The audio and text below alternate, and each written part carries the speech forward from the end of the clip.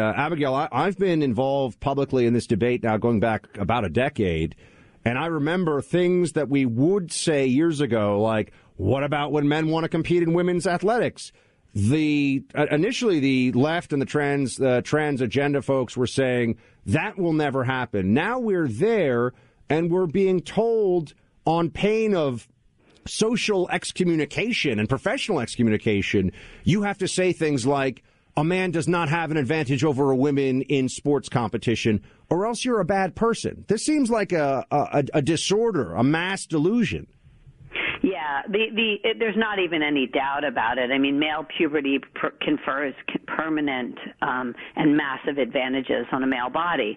Even if they later reduce the testosterone, the active testosterone, bioactive testosterone rate in the body, levels in the body, they still have, larger lungs, larger hearts, more oxygenated blood, vastly greater muscle mass, bone density, fast twitch muscle fiber. So it's not a fair competition. People know it's not a fair competition.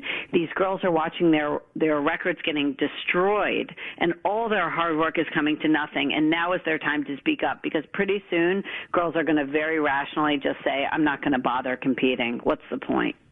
Abigail, your piece, this is Clay, was so fantastic. I shared it from my Twitter account. I think I read it late Sunday night as I was getting ready for the new week to start. And I found myself nodding to so much you said, because we're around the same age. I think you said you're 43, I'm 42.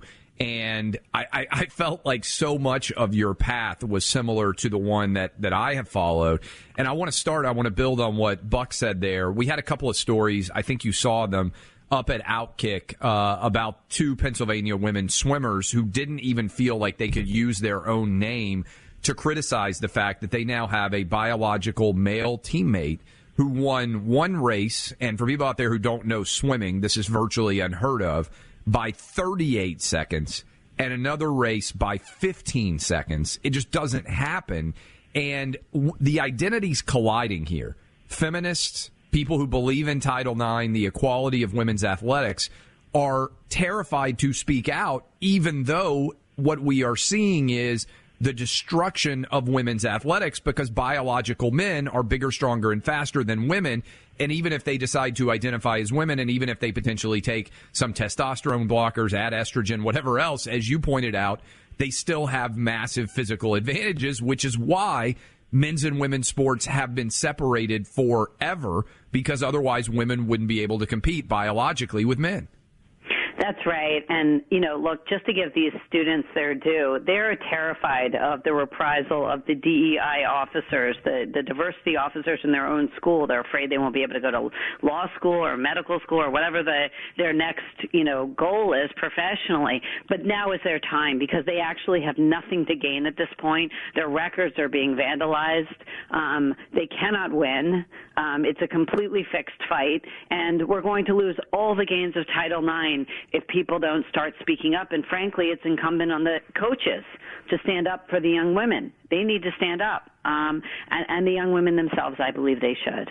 Abigail, I was talking about this earlier in the show, and we talked about it some last week. One of the things, I expected that there would be people who would push back against the articles that we put up at Outkick from the two women speaking out against this transgender teammate.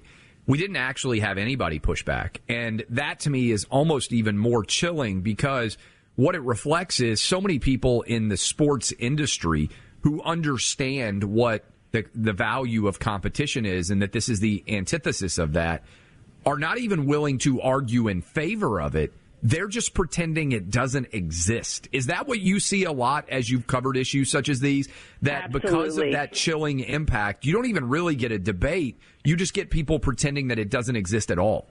Right. We could make this all go away tomorrow, in other words, because actually what people don't realize is that most Americans are completely reasonable, and they don't want to destroy women's sports. We're actually very proud of our female athletes right. in this country. And across the board, we're proud of them.